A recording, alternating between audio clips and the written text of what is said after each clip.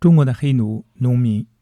過去幾年，無數人不斷在爭論中國會不會崩潰的問題，結論大抵還是停留在眾說紛紜的階段。其實，對中國經濟會否崩潰的關注和疑惑不是新問題。近60年前，中國社會學家費孝通教授已經相當認真地思考過。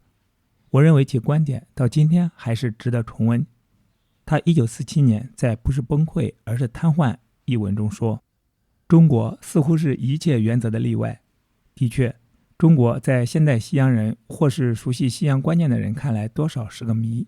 比如說，目前的經濟已經有不少人預測說總崩潰就在眼前了，可是一關一關似乎還在拖，而且也好像還是拖得過去。這樣很使不少人覺得拖是一個萬应灵丹了，拖也許會拖得出头，正如抗戰一般，拖到勝利。經濟的困難是不是也可以拖到繁榮呢？要中國的經濟豁然崩潰，我想是不太可能，但是拖卻拖不出繁榮，倒是一定。小農經濟不會崩潰，只會癱瘓。慢性和逐漸加深的病不是輕症，醫生和病人都最怕這種深入每個細胞的癱瘓。我不敢預言在若干都市不會有些類似閃電式的大事件發生，但是以整個中國的經濟說，卻顯然在沿着另一種公式進行，是日漸癱瘓，一直到潰爛不治。我們沒有大崩潰這種危機，有的是每個細胞的逐漸在癱瘓。病害得重得多，是沉痛，不是險症。癱瘓是慢性的崩潰，可是並不使經濟結構突然受阻。在還有可以生產的細胞時，還是可以維持着半身不遂的局面。7億人口並無經濟起飛，那麼中國經濟或者說中國的農民經濟到今天的發展，是否仍然如費孝通60年前所說的不是崩潰而是癱瘓，一旦沉河不起呢？從陈桂地和春桃剛發表的震撼中外迅即遭黨查禁的中国農民調查看來，情況確實如此。且看，為了解淮河污染的事情，我們曾路過安徽省淮北平原上的一個村莊，竟然發現那裡的許多農戶家徒四壁，一貧如洗。這使我們感到震驚。有一家，全家人居然用賣菜得來的5元錢就過了一個春節，生活的窘迫甚至不如剛解放的那幾年。我們沒有想到，安徽省最貧窮的地方會是在江南，是在聞名天下的黃山下，在不通公路也不通電話的黃山市休寧縣的字季鄉。在那裡，我們吃驚地發現，大山裡的農業生產仍停留在刀耕火種的原始狀態，農民一年累到頭，平均收入只有700元，月收入僅攤到58元。許多農民住的還是陰暗、潮濕、狹小、破舊的泥坯房子，有的甚至連屋瓦也置辦不起，房頂還是樹皮蓋的。因為窮，一旦患病，小病強忍，大病等死。全鄉620戶人家，貧困戶僅占到514戶，達到 82.9%。全鄉2180人，貧困人口也占到1770人，達到 81%。可是就在這樣一個貧窮的鄉鎮，因為前幾年鄉村幹部們搞浮誇，居然被上面認定已經脫貧，派下來的苛捐雜稅壓得村民透不過氣，有錢沒錢回家過年，為躲債不敢回家過年，這種只應發生在解放前的事，今天居然會在淮北出現了。中國農民不是翻身做了主人嗎？為啥還會這樣苦？作為徹底地為人民的利益工作的黨的農村幹部，又為啥這般兇狠呢？作者在書中一再將中國農民的生活與國民黨年代，也就是所謂的解放前比較，有今不如古之嘆。這分明就是比喬治·奧威爾的《動物農莊》更荒唐的場景。中國本土作家天天在哀嘆被諾貝爾文學獎歧視，一本有中國社會主義特色的《動物農莊》，不就是夺獎的不二之選嗎？由此可見，若問中國當前的經濟起飛是真還是假，我看對於絕大部分人口，也就是農民來說，就只是如水中撈月。就如陈桂地和春桃說，原先存留在我們印象中的那一幅幅鄉間風俗畫，不過都是遙遠而虛幻的田園牧歌，或者說是過慣了都市浮躁生活的城里人對乡间的一種向往。而現實生活中的農村並非如此，或者說，農民眼中的農村並非如此，他們沒有這樣的閒情逸致，他們活得很累，很沉重。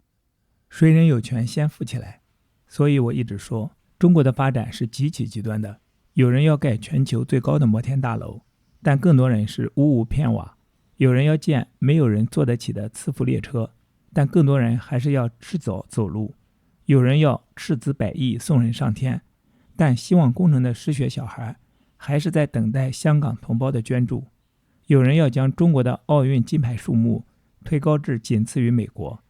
但全國卻有1億3千萬乙型肝炎患者，5億5千萬结核菌带菌者，超過半数人口營養不良和半数以上青少年中铅毒。當然，中共這些好大喜功的成就，對廣大受壓迫民眾的麻醉效果也是不容低估的。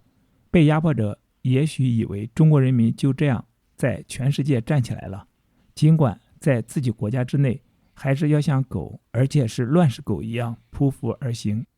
鄧小平說，讓一小部分人先富起来，但誰知道其心底話是不是讓一小部分人先富起来幾百年，甚至是永遠先富起來？更重要的是，為什麼有人可以有权決定誰可以先富起來？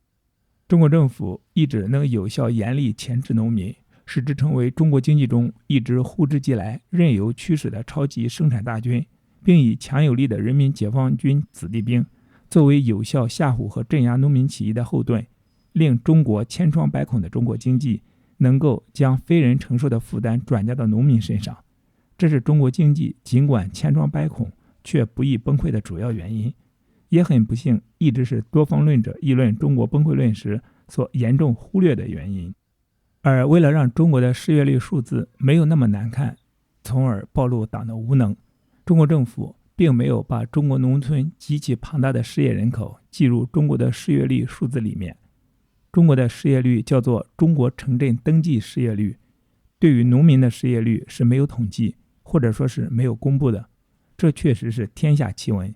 也正正反映了在中國統治者心目中微不足道的農民的低賤地位。中國農民在中國經濟所發揮的角色和在中國社會所處的位置，其實可以比作美國南北戰爭前的黑奴。而論其規模，當前中國黑奴也就是農民之多，生產率之巨，甚至還遠遠超越美國黑奴。但由于中国統治者的政治宣傳遠比洋人出色，加上中國農民跟其奴隸主絕大部分同屬於黑頭髮、黃皮膚的漢人，所以國際間一直沒有將中國農民被畜生化的問題提升為種族歧視或種族隔離之類的嚴正議題。其實，中國農民調查不就是中國的黑奴虎天祿？農民稅款比城市人高2倍。中國農民在防止中國經濟崩潰方面起了多大作用？看看他们交了多少稅款，就可見一二。中國科學院清華大學國情研究中心主任胡鞍鋼在研究中國貧富懸殊問題時說，當前我國每個農民的稅負要高於城裡人，城市每人平均年稅費約為37元人民幣，而農村每人約為90元人民幣。城市裡低收入者的稅負要高於高收入者，我國最高收入戶的稅負差不多世界最低。除了有效壓榨農民之外，另一個輔助方法是利用股票市場五鬼運財，將城市開始柏油資本者的錢吸乾。如林寶華說，中國股市簡直就是蒙騙中國小投資者的大陷阱，而這個陷阱不但由中國政府制造，也一直由中國政府支持，借老百姓的資金積少成多，來支撐中國百瘡千孔的國有企業，並滿足貪官污吏的無底欲壑。只要中國政府確保可以繼續有效鉗制佔中國人口70%的農民，使之繼續發揮美國昔日黑奴一樣的角色，我認為以中國人之千年奴性，美國解放黑奴的南北戰爭很難會在中國發生。不是崩潰，而是癱瘓，仍然是中國經濟的基調。我還是對中國經濟發展之中短期穩定頗感樂觀。但由於壓迫過甚，中國被壓迫的農民一旦有機會發難，必如黃河決堤那樣一發不可收拾，比文革式瘋狂更瘋狂。中國統治者在處理水患的圍堵設堤方法，跟處理民怨是如出一轍的，甚至是防民之口甚於防川。可見中國許多成語的確不是無中生有，而且能夠傳頌千年，也顯示有關問題歷久常新。但問題是，绝跡後也不一定有重生，農民也只會尋覓一個新皇帝或共產黨之類鳥東西。這就是中國巍巍5000年文明的風采。原載於2004年12月《開放》雜誌。